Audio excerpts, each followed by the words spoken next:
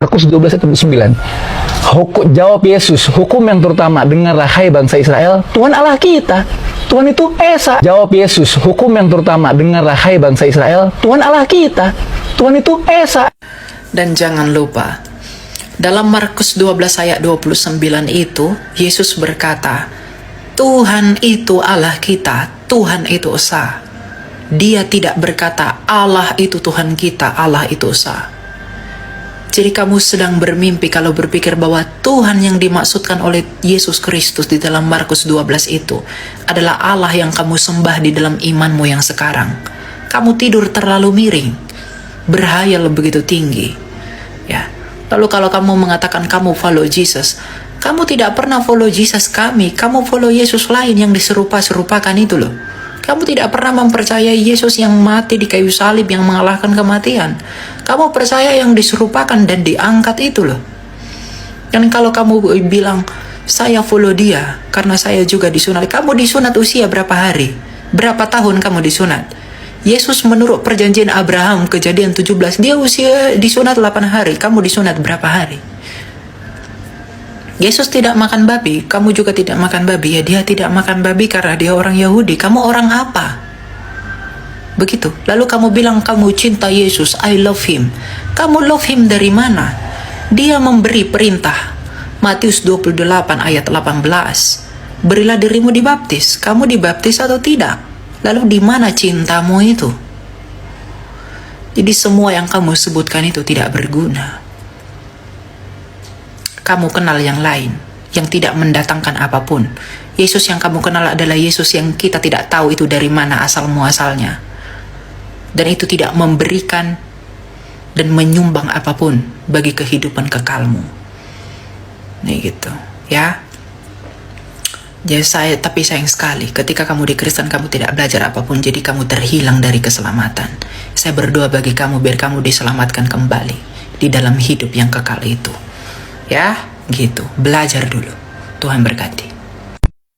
Islam itu pertanyaannya. Iya, karena Yesus terbukti dia adalah hamba Allah, hamba Tuhan. Iya, karena Yesus terbukti dia adalah hamba Allah, hamba Tuhan. Ya, beginilah kualitas murtadin dari kekristenan yang ketika berpindah agama mereka merasa paling tahu, paling mengerti tentang iman kekristenan. Padahal ketika mereka menjadi Kristen, mereka sama sekali tidak mengerti apapun. Bahkan mereka tidak mau mempelajari apa yang mereka imani. Dan ternyata pengetahuan baru yang mereka dapatkan dalam kitab suci itu menjadi batu sandungan bagi mereka. Seperti mbaknya nih, ya, dia ngomong, oh ternyata Yesus itu adalah hamba Tuhan atau hamba Allah. Jadi dia kaget, shock sampai dia meninggalkan Kristus. Sebelum kita bahas kepada hal tersebut, izinkan saya memberitahu kita semua tentang satu hal yang sangat penting, bahwa Allahnya kita sebagai umat Kristen yang kita sebut sebagai Bapa dengan Allahnya mereka yang dari tanah Arab sana, itu bukanlah Allah yang sama. Ingat, Allah kita yang benar yakni Sang Bapa yang Maha Kuasa, itu bukanlah Allah sesembahan bangsa Arab yang mbaknya imani. Tidak sama. Oke, itu yang pertama.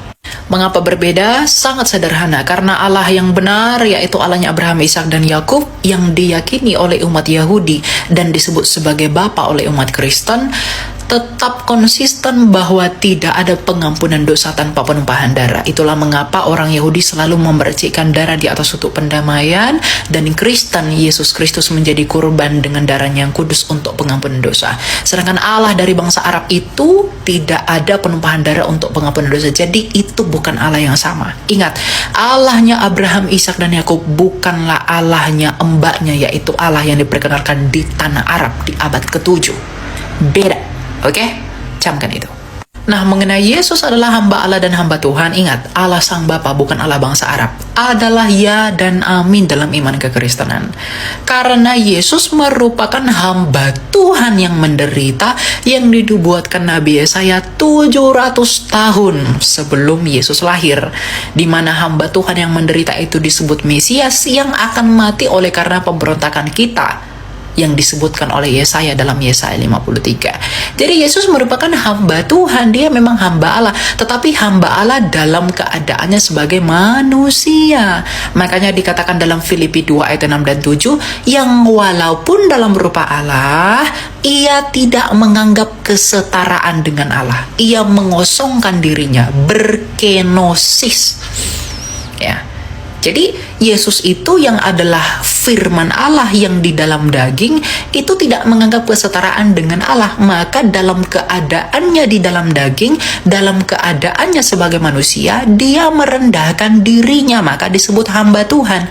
Bukan hanya hamba Tuhan, Yesus sebagai Mesias, anak Allah yang hidup, Yohanes 8 ayat 24, memiliki 3 gelar. Dia adalah raja karena dia adalah dari Yehuda, keturunan Daud, dan dia adalah imam dari peraturan Melkisedek, dan dia adalah nabi, tipologinya Musa. Jadi memang Yesus adalah hamba Tuhan dan hamba Allah, tetapi dalam keadaannya sebagai manusia. Jadi iman kekristenan memang mengiyakan dan mengaminkan bahwa Yesus merupakan hamba Tuhan, hambanya Allah Sang Bapa. Tetapi ketika dia berinkarnasi menjadi manusia yang merendahkan dirinya, Filipi 2 ayat 6 tadi. Nah, itulah yang tidak dimengerti oleh orang-orang yang keluar dari kekristenan tadi. Mereka syok.